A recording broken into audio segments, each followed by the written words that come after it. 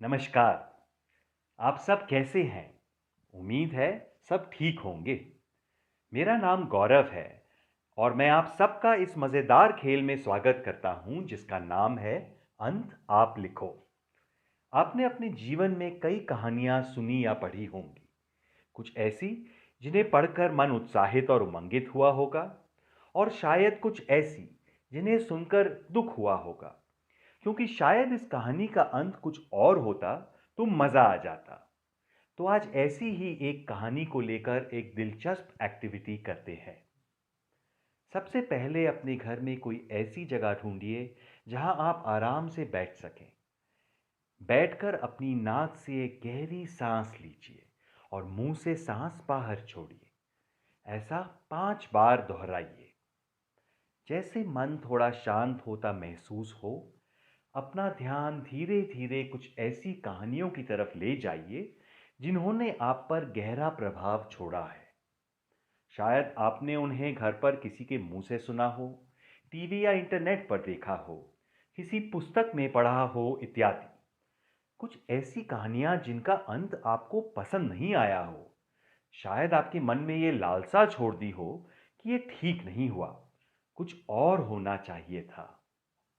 अब आप इन कहानियों में से कोई भी एक कहानी चुनिए और उसे अपने शब्दों में लिख डालिए।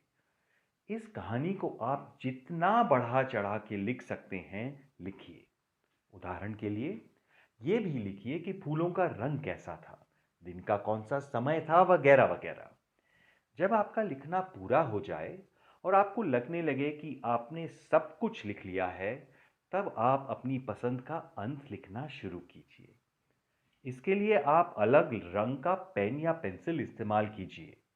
फिक्र मत कीजिए, सही या गलत कुछ नहीं होता है।